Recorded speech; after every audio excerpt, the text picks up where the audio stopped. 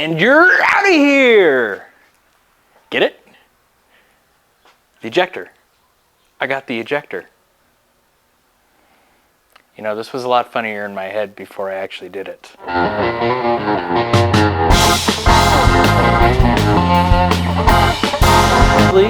This is dry, no lube, so which I would think is a good sign.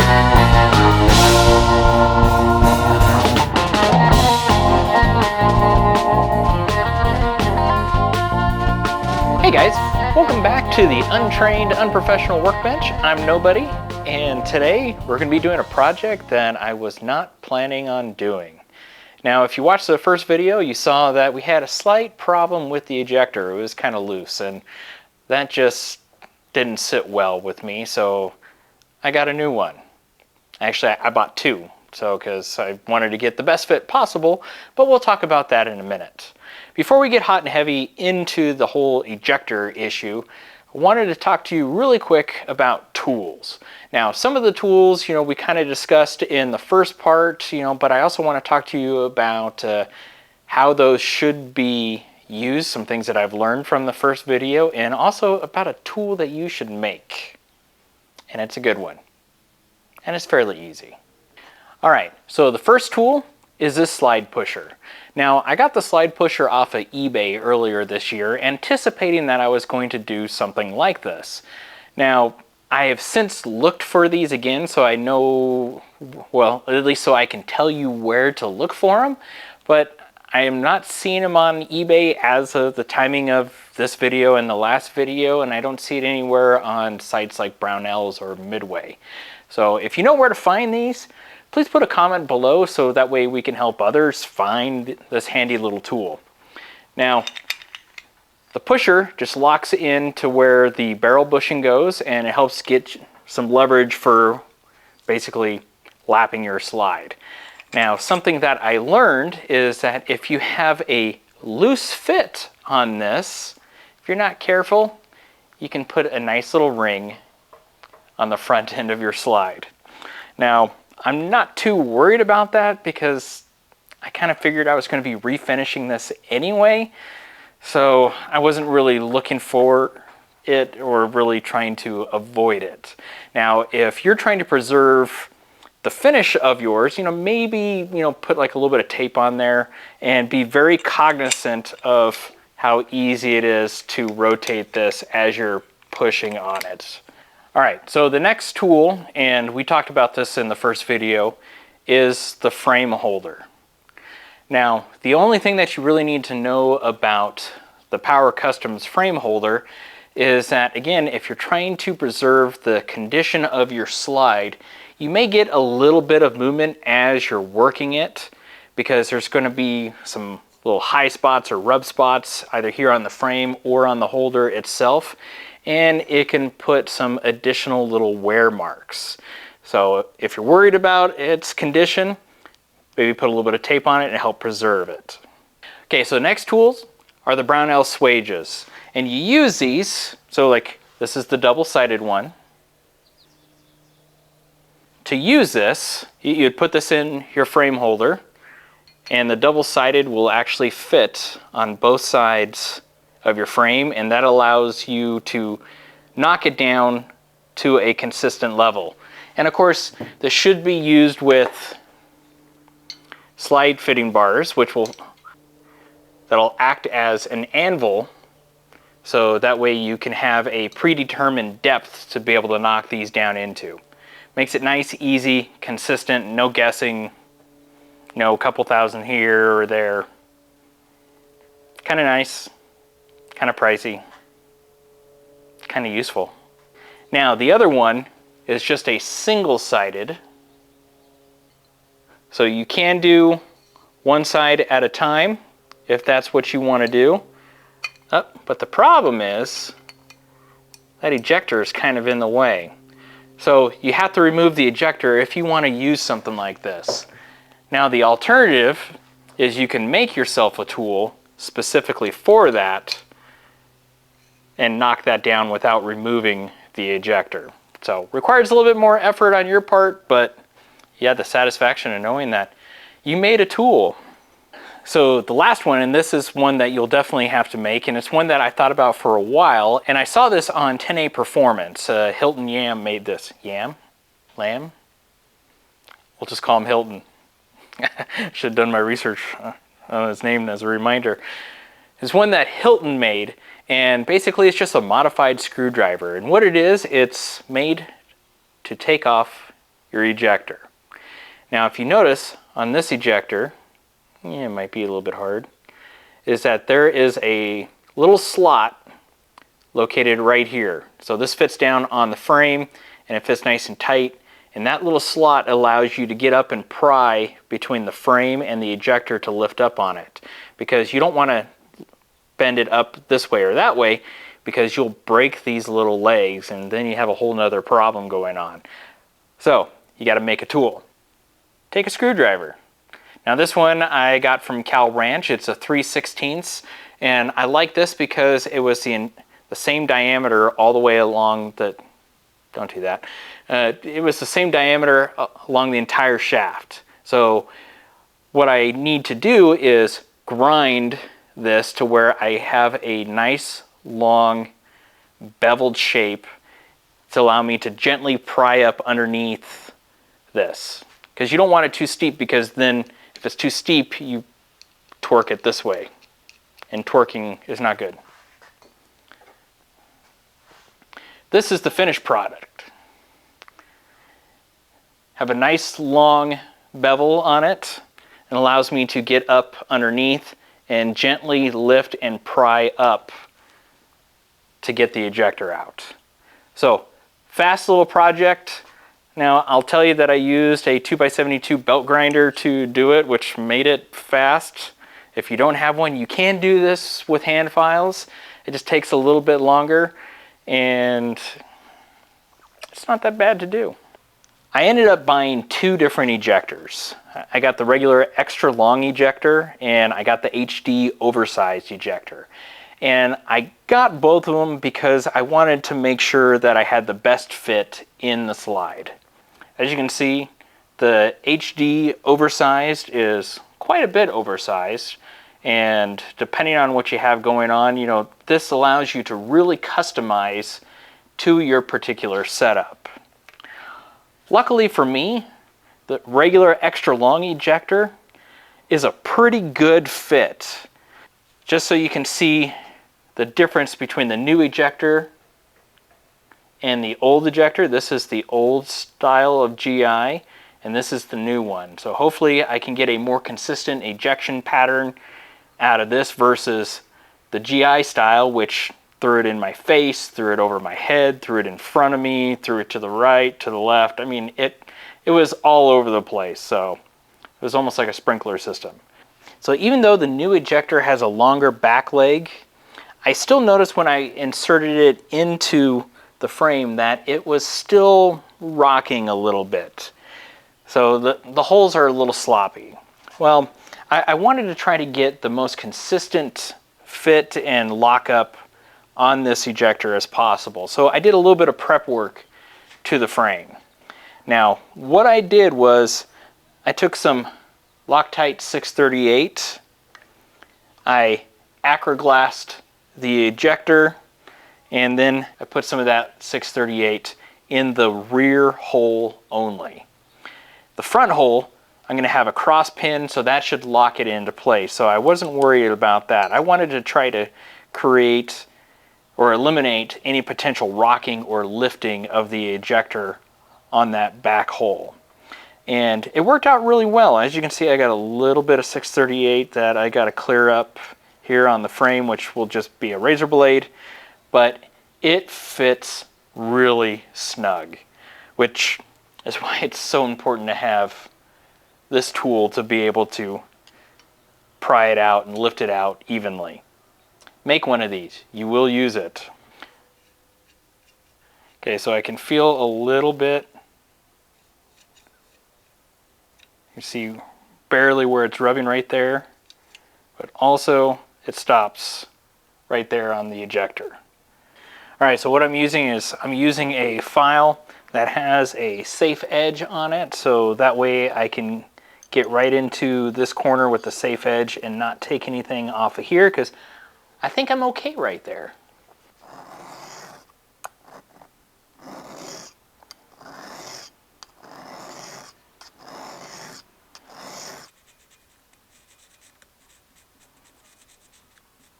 And we'll see what she does.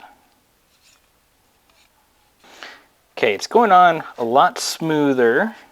I'm going to take it down a little bit more, and then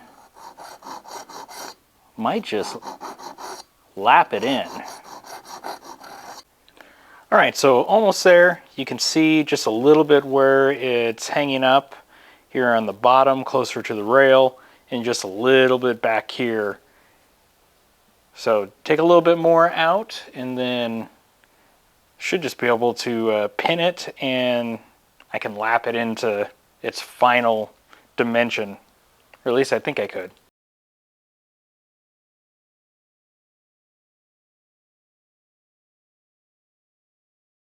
Most of the actual slide fitting is done, or at least the clearance. And one thing that you got to keep in mind is that you just don't check to here.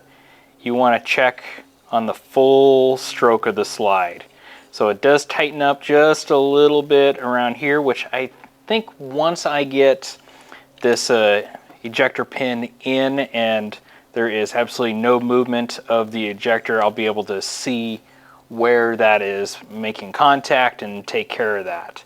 So, but I am most of the way there. I can easily move it back and forth, except for that little bit where it sticks right there. So that's good. Now, the next thing that I want to check before I put that pin in is magazine clearance. Now I have my mag release in, and I got a couple mags with a round loaded in, and I want to press it all the way up and then see how much clearance that I have. Not a whole lot. Let's check another mag, because it can vary. I'm holding the mag release down.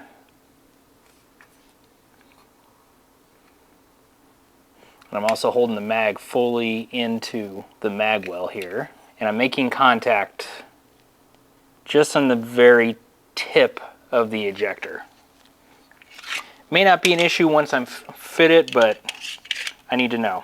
Same here. It does make a little bit of contact. So the reason why I want to figure this out now is that if I'm going to put a little bit of a relief angle right back here, I'd like to do it now instead of trying to get a file in after the thing is pinned in. That just sounds like a pain in the butt. So I'm going to do that now.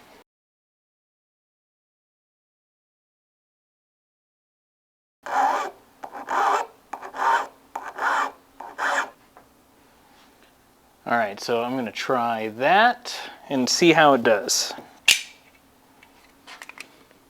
No contact there. Maybe with a difference, just taking a little bit of a corner off, what that does for your fit. So now we need to drill the leg for that pin. Now what I'm going to use, and I used this once before, I used the Dawson Precision ejector pin drill bits, and there's two of them. Okay, there is one that is 1/16, which is what you see on the 1911s, and some 2011 style double stacks can use this, like the Prodigy uses the 1/16, or the 2011, which you would see like on the staccatos and stuff, which is a 3/32. So we're not going to use that one. We're going to use the 1/16. Now with the 1/16, it's a special bit, and you actually use it in reverse. And what it does is it helps pull the ejector down against the frame instead of wanting to push up and away from the frame. So if you use it correctly, it should keep your ejector nice and snug. Now the question is can I use it correctly? Okay, I'm going to cut this on reverse and using the bench block will help keep it nice and steady, and I'm also going to push with my finger to keep it flush. And you go slow and just let the bit do the cutting.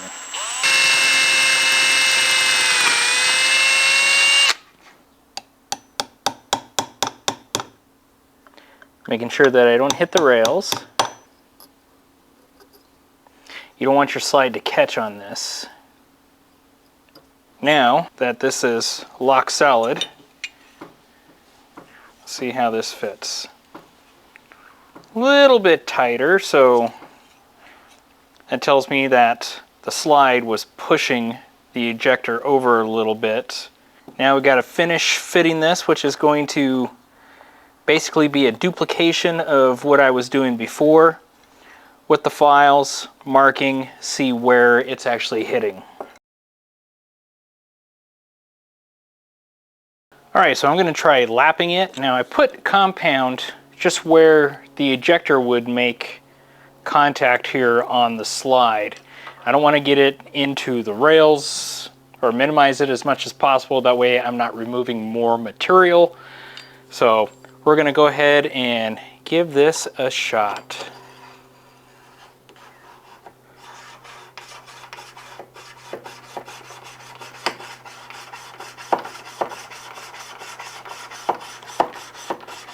And I'm using the Wheeler 600 grit lapping compound. After I use the 600 grit, I'm going to go to the JB bore paste, which should give it a nice smooth polish. Everything is sliding really nice and smoothly. This is dry, no lube, so which I would think is a good sign.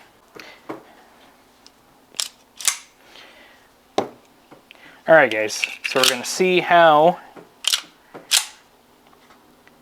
this thing ejects. Oh, catches there on the nose. So yeah, got some trimming to do. Alright, so with my Dremel I trimmed it back. It's still flat, but I took probably about 3/16 of an inch off. So being completely 90 degrees, we're going to see how this ejects. Oh, maybe I need to do a little more.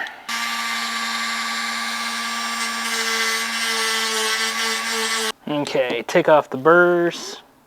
All right, let's try this again. Oh, still not there. All right, so I think I got it finally. So I ended up having to go farther than I thought I would need to, but it's the first time doing a 1911 45, so kind of get used to experimenting as I go. So this is 230 grain ball ammo.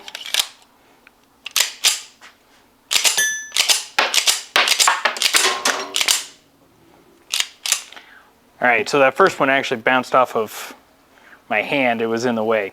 So now I just need to go shoot the thing and see what it does under real life conditions.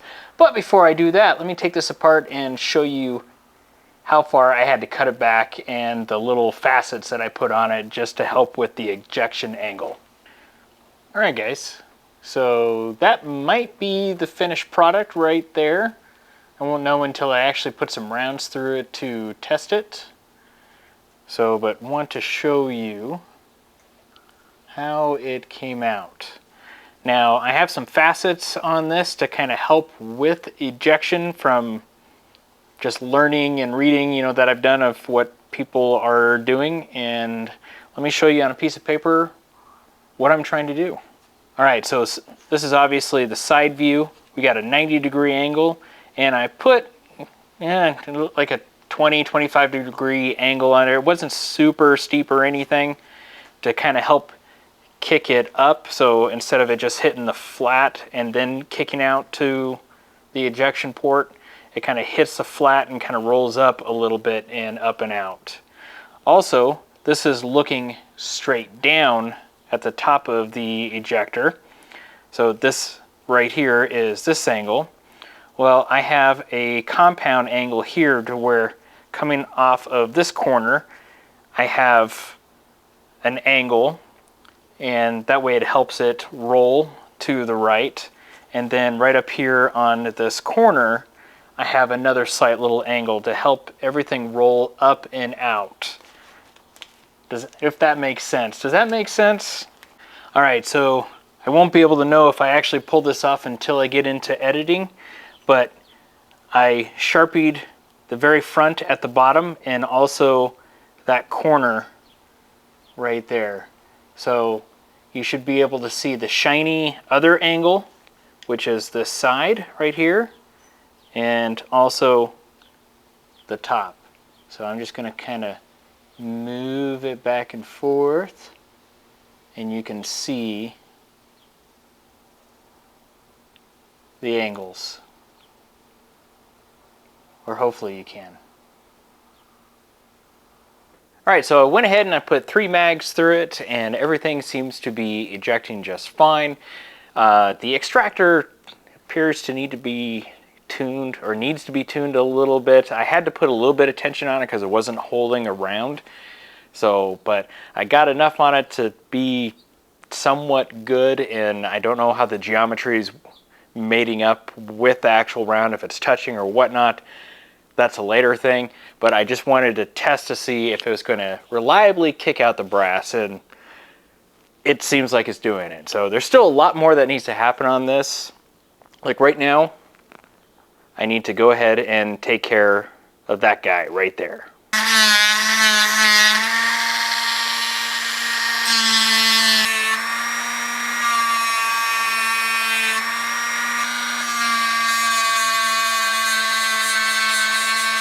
Okay, that's pretty close. I'll finish it by hand.